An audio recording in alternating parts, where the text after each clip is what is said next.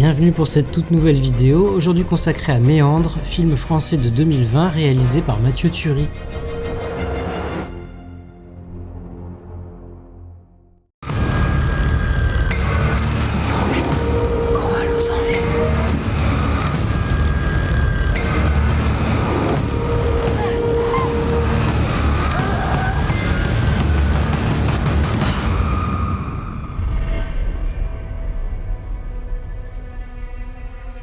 Une jeune femme, prise en autostop, découvre que le conducteur est un tueur en série en cavale.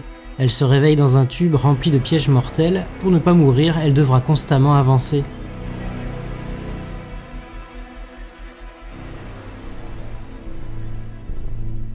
En à peu près 6 mois d'existence de la chaîne, c'est donc la première fois que je fais une vidéo consacrée à une œuvre fraîchement sortie au cinéma.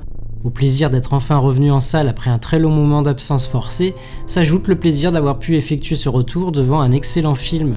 Double ration de kiff, tout simplement.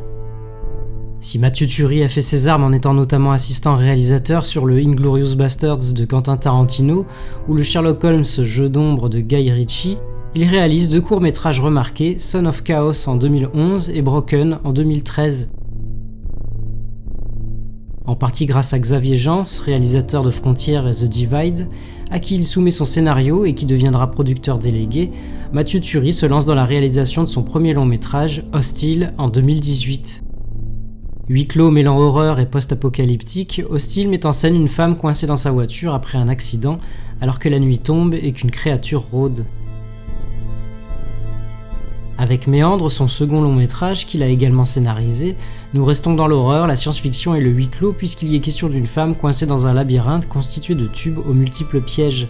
Inspiré notamment par une scène d'Aliens de James Cameron et nourri par le Gravity d'Alfonso Cuarón, le film met en scène Lisa, personnage retenu contre son gré pour une raison inconnue et qui va devoir progresser tant bien que mal dans un univers particulièrement anxiogène et dangereux pour survivre et, peut-être, trouver une issue.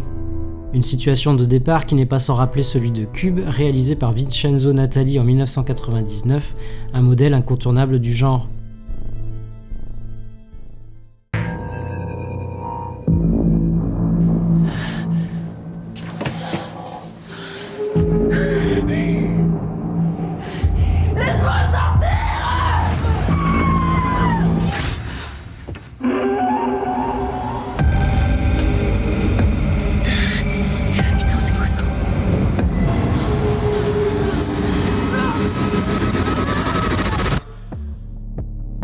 Après une introduction terriblement efficace, le spectateur, à l'instar du personnage de Lisa, est plongé dans le vif du sujet.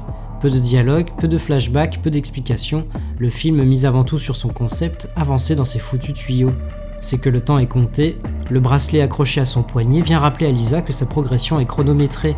Elle devra effectuer différents parcours, chacun en un temps limité, l'échec ayant des conséquences funestes. Ici, l'aspect vidéoludique est évident, d'autant qu'il existe dans le film, mini-spoiler, un moyen de guérir certaines blessures.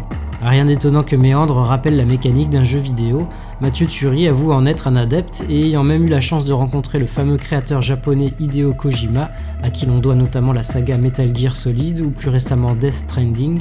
D'ailleurs, la photographie magnifique de Méandre m'a beaucoup fait penser à ce dernier. Heureusement, Mathieu Turi et son équipe évitent le principal écueil, à savoir le sentiment de répétition. Je n'ai pas eu le sentiment de tourner en rond, en grande partie grâce à la bonne gestion des décors et la variété des différents pièges mis en place. On joue ainsi sur le rétrécissement de certains passages, sur l'inclinaison, les lumières, on fait intervenir le feu, l'eau ou bien encore l'acide. La progression physique mais également psychologique de l'héroïne s'accompagne d'une progression de la difficulté des pièges à éviter. Méandre ne se refuse rien, proposant quelques moments bien gore et des pièges ou situations particulièrement sadiques. Et d'ailleurs, que serait un Dédale sans son Minotaure ? Les passages mettant en scène un monstre humanoïde aux trousses de l'héroïne sont parmi les plus réussis du film, grâce notamment à un gros travail sur le son. C'est une remarque qui vaut pour tout le film, le son ayant été mûrement réfléchi pour immerger le spectateur et le laisser imaginer ce qui pouvait bien se passer à l'extérieur du tube. Si le film m'a paru moins subtil sur le plan purement métaphorique, il remplit néanmoins largement son contrat en termes de sentiments de claustrophobie, de tension continue, d'horreur et de gore bien dosé, le film pouvant également compter sur l'interprétation et l'engagement de son actrice Gaia Wes, connue pour la série Viking. Bref, Méandre a de quoi réjouir et je vous encourage vivement à découvrir ce film et à suivre les futurs projets d'un réalisateur au grand potentiel. Si vous avez apprécié cette vidéo, alors n'hésitez pas à liker, commenter, partager et vous abonner à la chaîne si ce n'est pas déjà fait. Je vous retrouve très prochainement pour une nouvelle critique. Salut!